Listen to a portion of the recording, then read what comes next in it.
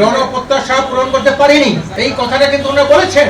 এই জন্য আমরা ওনাকে ধন্যবাদ জানাই। আর একটা বিষয় ওনাকে বলেছি, 53 বছরে যে জন আকাঙ্ক্ষা পূরণ হয় নাই, রাষ্ট্রে কোনো মৌলিক সংস্কার হয় নাই, জনমতের শতভাগ প্রতিফলিত হয় নাই, যে ধারার জন্য সেই ধারায় যদি আগামীতে আপনি নির্বাচন করেন, তাহলে আমাদের আবার লিখতে হবে আপনাদের যে 53 বছর হয় নাই, আবার 5 বছর পরে 58 বছর হয় নাই। কাজে এই জেলাও সেই গতি করে নির্বাচনের মাধ্যমে দেশের জাতির কোনো প্রত্যাশা পূরণ হবে না এই গতানুগতিক পদ্ধতিতে, ট্র্যাডিশনাল পদ্ধতিতে। এই জন্য আমরা বলেছি, এদের অধিকাংশ দল, আমরা 31টি দল ছিলাম ঐক্যমত্য কমিশনের ওই বৈঠকগুলোতে, সেখানে 26টি দল তারা পিআর এর পক্ষে মত দিয়েছে এবং সেই দলগুলোর মধ্যে তারা প্রফেসর ডক্টর ইউনূস সাহেবকে খোলাখুলিভাবে বলেছেন, একমাত্র দেশে এই যে দুর্নীতি, সন্ত্রাস, মাদক, বক এগুলো থেকে এবং ভোট ডাকাতি, ভোট চুরি, বাস্তু ছিনতাই, দিনের পর রাতে হওয়া, তারপরে এককভাবে নির্বাচন করা, দামি প্রার্থী দেওয়া, এটার জন্য প্রয়োজন পিআর পদ্ধতির নির্বাচন।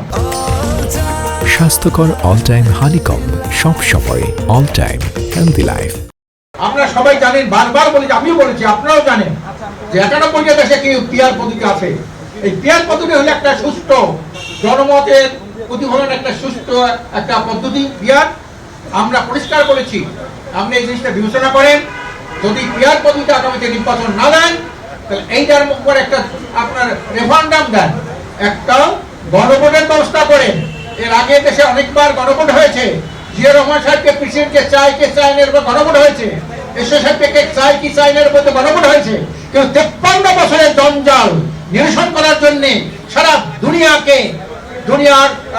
তথ্য জরিপ নিয়ে আমরা যে প্রস্তাবটা দিয়েছি, অধিকাংশ রাজনৈতিক দল যে প্রস্তাবটা দিয়েছে পিআর পদ্ধতি এই যে বাস্তবায়নের জন্য আপনি একটা গণভোটের ব্যবস্থা করেন। ওনারা নোট রেখেছেন, ওনারা বলেছেন বিষয়গুলো চিন্তা ভাবনা ওনারা করবেন, আবারও বৈঠক হবে, লেভেল প্লেইং ফিল্ড। এখনই ওনারা কোন দলকে প্রধান যদি কথা বলে, আমরা বলেছি যে না, এদেশের ভোট হলো পরিবর্তনশীল, ভোট কিন্তু পরিবর্তনশীল। আপনি জানেন, প্রথম ভোট ছিল মুসলিম লীগের ভোট পরিবর্তন হয়ে গেছে যুক্তফ্রন্টের ভোট পরিবর্তন হয়ে গেছে আওয়ামী লীগের ভোট পরিবর্তন হয়ে গেছে বিএনপির ভোট পরিবর্তন হয়ে গেছে জাতীয় পার্টিতে, আবার এসে বিএনপিতে, আবার আসে আওয়ামী লীগে। এইভাবে কিন্তু ভোট পরিবর্তনশীল। কিন্তু কেউ আপনি বলতে পারেন না অমুক দল বড় দল, অমুক দলে এত ভোট আছে, এই চিন্তা আপনারা করবেন না।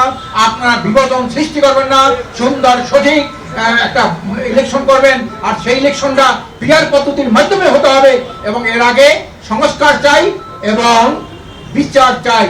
এই সংস্কার বিচার ছাড়া একটা সুষ্ঠু সঠিক নির্বাচন হবে না, আর পিআর পদ্ধতি ছাড়াও শতভাগ জনমতের প্রতিফলন ঘটবে না।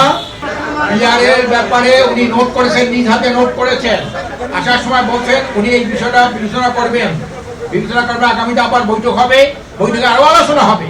দেখেছেন নির্বাচনটা কিভাবে সুষ্ঠু সঠিক হবে, পদ্ধতি হবে এবং সঠিক নির্বাচন যাতে না হয়, একটা শক্তি অপশক্তি ওনার বিরুদ্ধে ষড়যন্ত্র করতেছে, সেটা বলার জন্য উনি ডাকছেন।